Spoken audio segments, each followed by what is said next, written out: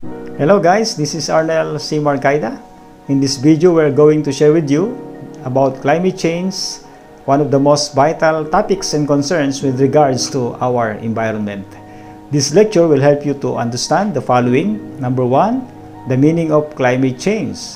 Number 2, to know the variety of factors, both natural and human, that can affect the Earth system. And number 3, to discuss some easy ways to save our planet Earth from destruction due to the devastating effects of climate change. Now, what is climate change? Climate change refers to significant long-term changes in the global climate.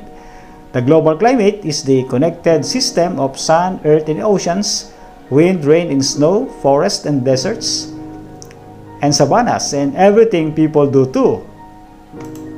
We have a variety of factors, both natural and human, can influence the Earth system.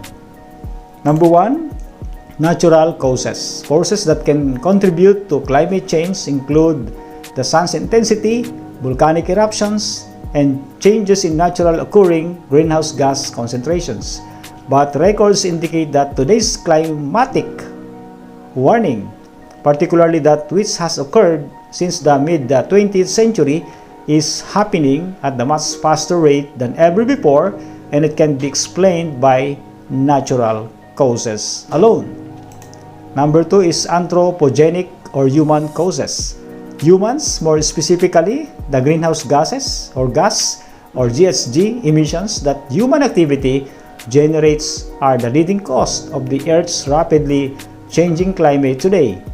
Greenhouse gases play an important role in keeping the planet warm enough to inhabit, but the amount of these gases in our atmosphere has skyrocketed in recent decades. According to NASA, these natural causes are still in play today, but their influence is too small, or they occur too slowly to explain the rapid warming seen in recent decades. But the main driver of climate change is the greenhouse effect. Gases that contribute to the greenhouse effect include water vapor, carbon dioxide, nitrous oxide, methane, and chlorofluorocarbons or CFCs. Let's discuss it one by one. Number 1, the most abundant greenhouse gases is the water vapor, but importantly, it acts as a feedback to the climate. Water vapor increases as the Earth's atmosphere warms, but so does the possibility of clouds and precipitation, making this some of the most important feedback mechanism to the greenhouse effect. Number 2 is the carbon dioxide, a minor but very important component of the atmosphere. Carbon dioxide is released through natural processes such as respiration and volcano eruptions, and through human activities such as deforestation, land use changes, and burning fossil fuels. Humans have increased atmospheric carbon dioxide concentration by 48% since the Industrial Revolution began. This is the most important long-lived causing of climate change. Number 3 is nitrous oxide.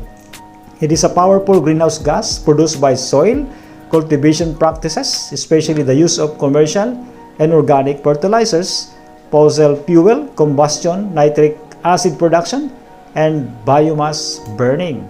Number 4 is methane, a hydrocarbon gas produced both through natural sources and human activities, including the decomposition of waste in landfills, agriculture, and especially rice cultivation, as well as ruminant digestion and manure management associated with domestic livestock.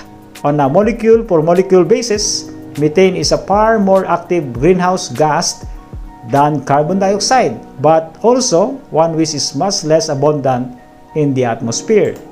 Number 5 is chlorofluorocarbons or CFCs, synthetic compounds entirely of industrial origin, used in a number of applications, but now largely regulated in production and release to the atmosphere by international agreement for their ability to contribute to destruction of the ozone layer. They are also greenhouse gases.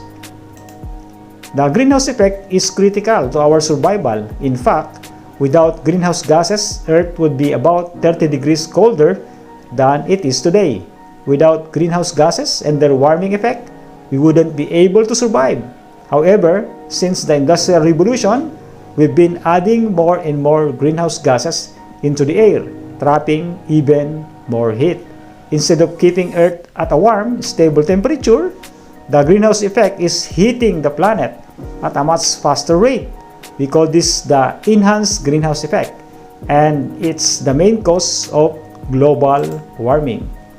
We have produced greenhouse gases in lots of different ways. We have 9. Number 1 is burning fossil fuels. Fossil fuels such as oil, gas, and coal contain carbon dioxide that has been locked away in the ground for thousands of years. When we take this out of the land and burn them, we release the stored carbon dioxide into the air. Number 2 is the cutting down forest or deforestation. Cutting down forests to create farms or pastures or for other reasons causes emissions, since trees, when they are cut, release the carbon they have been storing. Since forests absorb carbon dioxide, destroying them also limits nature's ability to keep emissions out of the atmosphere.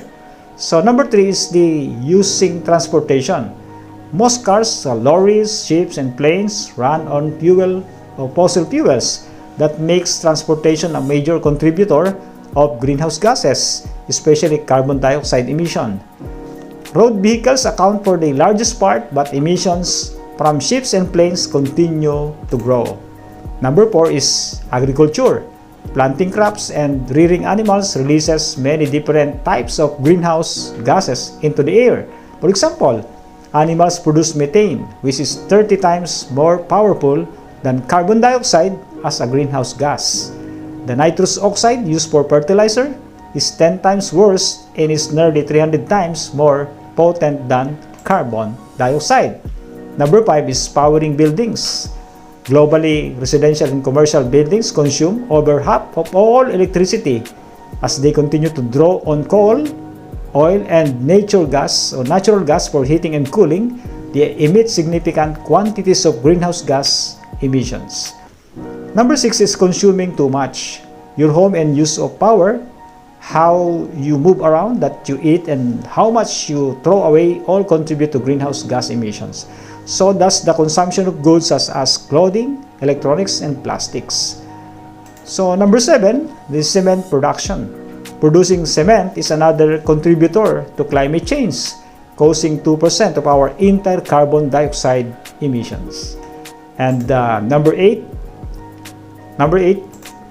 fluorinated gases are emitted from equipment and products that use these gases.